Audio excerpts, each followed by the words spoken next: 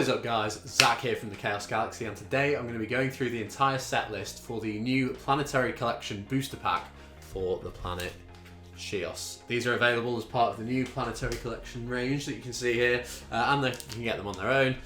There'll be links to the online stores in the description, but today I'm going to do the card by card for all 45 cards that come in the set. Some reprints, some new stuff, so we'll get to all of it in just a minute. Here's another shot of the packs, but if you enjoy this video, please consider liking, commenting, subscribing, and getting your hands on some cards. Join the Chaos Galaxy Discord too, and I'll get straight into it. So, it's a 45 card set. Got every card here. And starting with card number 1, the Knight for the Planet Pyronite. This is how every Planetary Collection booster pack starts, card number 1. And that's a common. Then the first time this card's been reprinted since set 2, got Orbade Commander, the highest power on a 7-star or lower creature in the game with 460. He's reprinted as a rare, initially a really rare, so that's pretty cool.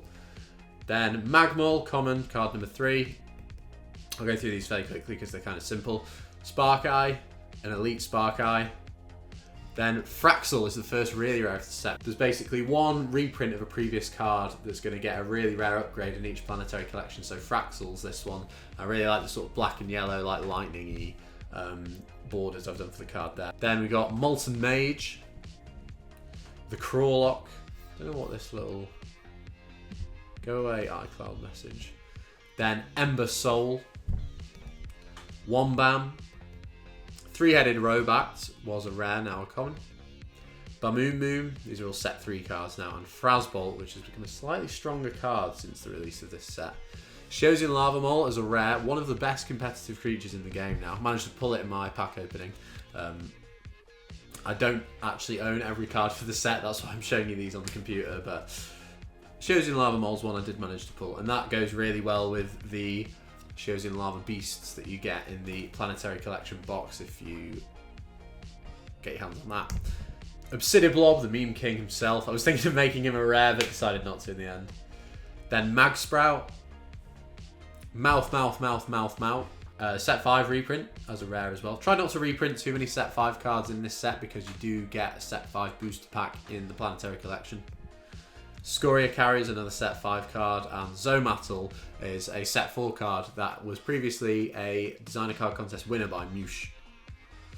And a really, really well designed ability there.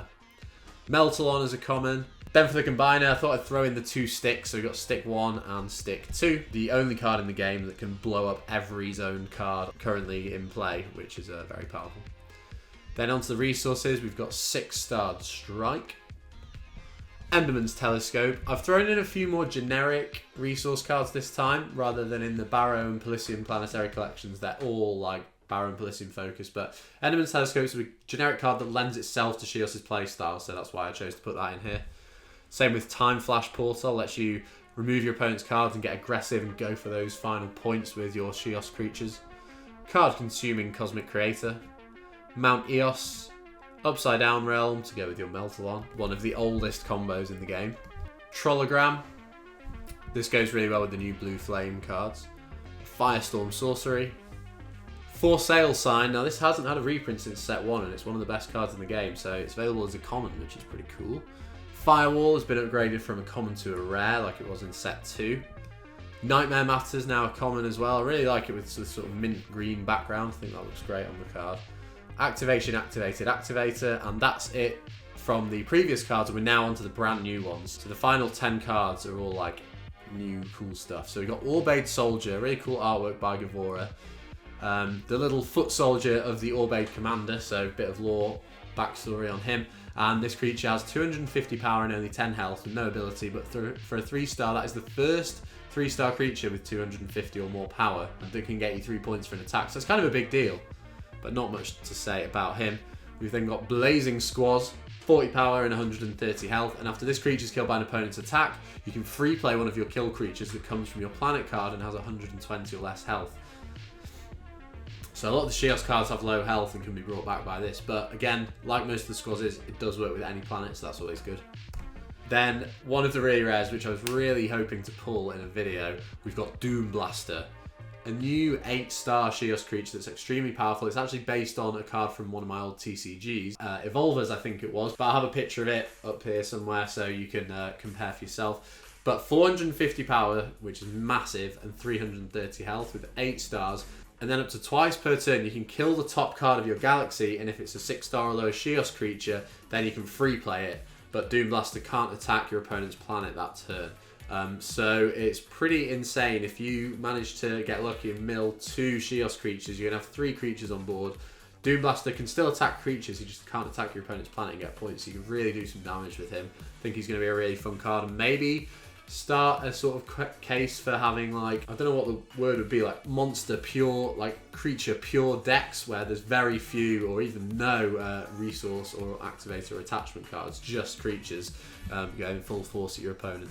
The next one we have is Sheosian Lava Rhino. I did manage to reveal this in my pack opening after I pulled one, but after this creature kills an opponent's creature, you free play a Galaxy Sheosian Lava creature with 5 stars or less to one of your battle zones. If you don't have any of those creatures or no free battle zones, the Rhino kills himself.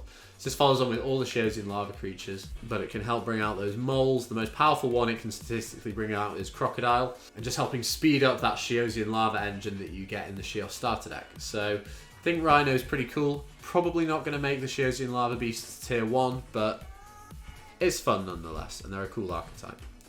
Next up, we've got the Blue Flame creatures. I've done a full in-depth video on these guys, so if you want to have a look at that, there'll be a link in the description. But for a quick rundown, they all have 10 health and a pretty high power stat. So Scaril of the Blue Flame Scroll here follows those rules, and after he is killed or returned to your galaxy by a card ability, you gain a point. Pretty simple. And combos with some of the stuff I'll show you next. So you've got Lagi of the Blue Flame Lamp, you've got the Scroll, the Lamp, and the Jar as all the relics. And after this creature attacks, and he doesn't die after, if he stays on the planet after the attack, then you get to add a Blue Flame card from your galaxy to your hand. So he's the Searcher. He's a really, really good card. Although his power's a bit lower, considering he's only got 10 health, still really, really good. And then Jakra of the Blue Flame Jar is the rare, with 370 power, which is massive for a 5-star and only 10 health. But once a turn, you can return one of your other zoned Blue Flame cards to your galaxy to shuffle one other zone card into its own galaxy. So this can get rid of your opponent's problematic cards and return stuff like Scaril to get you points. All those nice combos, and they're rounded off with the Undying Blue Flame, which I pulled as well as a really rare. So once a turn, you can free play one of your killed Sheos creatures, which has 10 health. Like all these guys, and a few others. And then if this card is still in a zone at the end of your turn, you kill that creature. So you can bring one back every turn, get an attack in, it dies at the end of the turn. But if you shuffle it back into your deck with something like Jakra, the combos still pull off. So really fun stuff there. And then Offerings to Eos is another new card. Pulled this in my pack opening video, but I've slightly changed the ability to make it stronger. You can kill 2 Galaxy 6-star or lower creatures whose combined stars add up to an even number. They must be Sheos creatures. And then you gain stars equal to half that number. So if you sacrifice a 6-star and a 4-star from your deck, 6 add 4 is 10, divided by 2 is 5, so you gain 5 stars, and set up some plays for later in the game. Then the Moon. I love this artwork by Gavor. It's possibly my favourite artwork he's done, but this is Moltown, the Sheosian Moon. The Moon for Sheos is actually an inhabitable planet. It's slightly away from the sun from the planet Sheos, so it's slightly cooler than the actual planet's surface, which means these sort of tribes and civilizations can thrive there, which is really cool because none of the other moons really have that in the game so far. But this reads, attach only to the planet Sheos. Once a turn, you can either increase the count on the planet ability by 1, or have all zone Sheos creatures gain 50 power until the end of your opponent's next turn. So once every 3 turns, you're drawing a card from the planet Sheos. This helps speed up that process. And the second part of this ability is actually a little reference to when the game first started. The ability of the planet Sheos was once a turn, all Sheos creatures gain 50 power. So Sheosian the Moltar Moon, I thought I'd bring that ability back and put it on the moon to make the planet be able to have that ability kind of thing, which I thought was quite nice. And then the final card of the set, the ridiculously rare, which I managed to pull in my video, the INFERNIX of Sheos Chaos Beast, looking very hot indeed, with 500 power, 300 health.